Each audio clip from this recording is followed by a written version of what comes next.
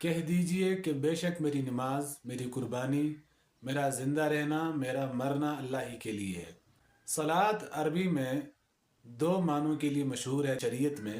ایک صلاۃ کا معنی ہے دعا، ایک معنی ہے صلاۃ کا نماز۔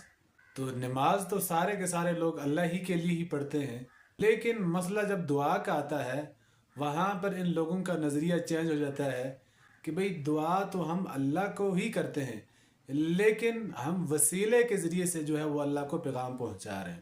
تو جب دعا ہی اللہ رب العزت نے عبادت قرار دیا ہے، بلکہ نبی صلی اللہ علیہ وسلم کی صحیح حدیث کے مطابق دعا ہی اصل عبادت ہے، پھر دعا کرتے وقت آپ بابوں کو، مرے ہوئے فوت شدگان کو، ایسے اولیاء کو کیوں شریک کرتے ہیں، حالانکہ اللہ رب العزت نے اس سے منع فرمایا ہے۔